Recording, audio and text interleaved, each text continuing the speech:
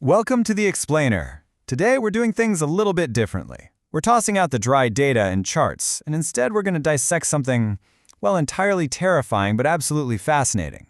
We're looking at a truly chilling case study of supernatural escalation. Think of it like an incident report, but one that tracks how a totally ordinary hospital room morphed into a literal nightmare. So grab a blanket, turn down the lights, and get comfortable, because we're about to unpack the anatomy of a haunting in the silent call of Ward 7. Will you listen now? Just take a second and imagine that.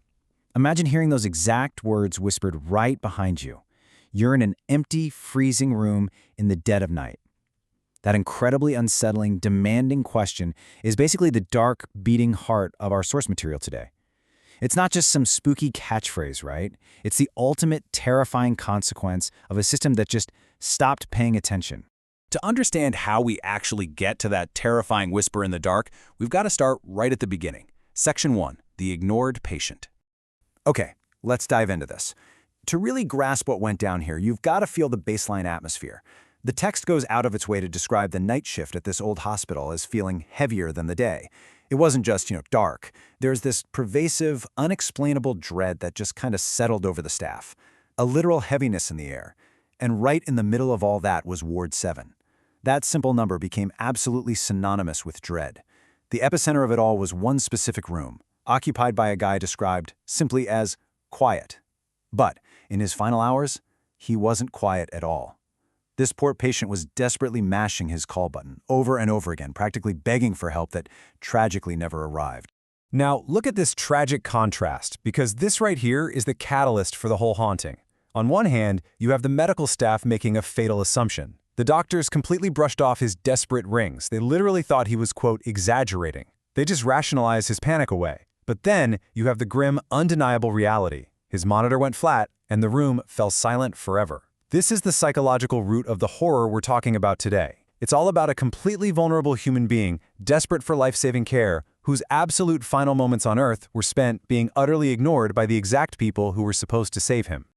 And that brings us to Section 2, Escalating Phenomena in Ward 7.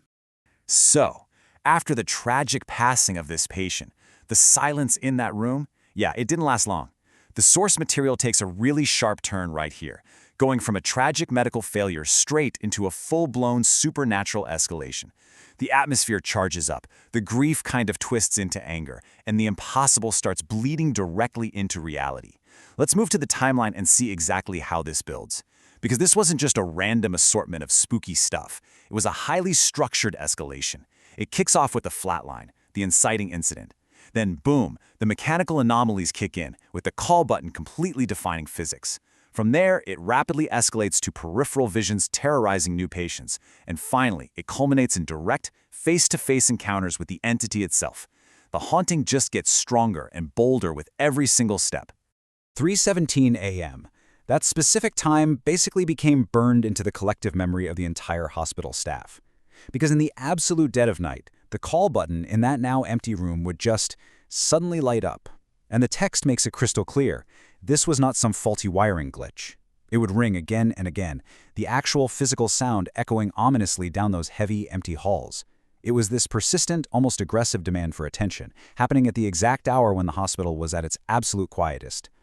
But get this, the mechanical ringing was literally just the beginning. Check out the specific sensory phenomena recorded in the text. New patients who were unlucky enough to be assigned to that room started reporting a shadow standing right beside their bed. And listen to the verbs used here: watching, breathing, waiting. A shadow that breathes? I mean, that detail alone is pure nightmare fuel. And it escalated even further when an intern had a direct encounter. He didn't just see a vague shadow. He reported seeing a hollow-eyed man sitting rigidly upright on the bed. The entity was actually taking form.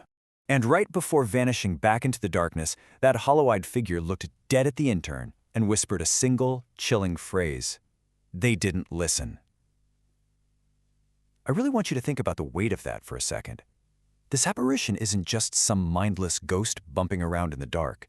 It's actively reliving the profound betrayal of its final moments alive.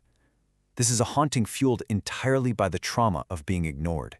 Which leads us right into Section 3, the nurses' confrontation. Unsurprisingly, the staff pretty quickly started avoiding Ward 7 altogether, It basically became a dead zone. But the calls from that empty room, they never stopped. And eventually, that unbearable tension just had to break. One night, a single nurse finally gathered the courage to cross the threshold and answer that relentlessly ringing bell. And this brilliantly illustrates the immediate shift in the environment the literal second she stepped inside. The room was cold, unnaturally silent. The text really leans into this unnatural void. Even though the bell had literally just been blaring, the room itself had this suffocating quiet to it. You know that heavy, terrifying stillness right before a predator strikes? That's what it was. The atmosphere itself was screaming a warning. Let's actually break down this horrifying climax step by step from her perspective, because the pacing here is absolutely crucial. Step 1, she walks into that freezing, unnaturally silent room completely alone. Step 2, she turns her back to the room, reaching out to manually turn off that glowing call button. Step 3, right at that peak moment of vulnerability, a weak, trembling voice speaks from directly behind her. And then Step 4, the absolute terrifying peak of the whole source material, she freezes, looks into the dark glass of the window, and watches completely helplessly as her own reflection slowly twists and warps into the pale, dead face of the ignored patient. She literally sees the consequence of her colleagues' neglect staring right back at her. No way, right? Just chilling. And finally, we arrive at Section 4, the cost of silence.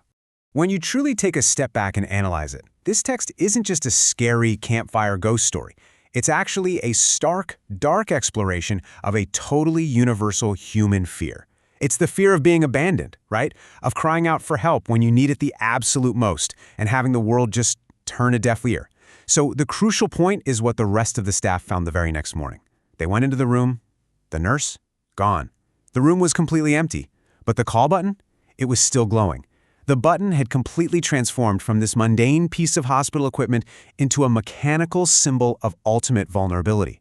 It's this persistent, supernatural monument to cries for help that went fatally unanswered by the very people sworn to care. Which leaves us just staring at that glowing light on the wall, shining in the dark, just waiting. The source material ends by leaving us with a seriously dreadful thought to carry with us. If that bell rings again tonight, echoing through the dead, heavy silence of the hospital, who else might ignore it?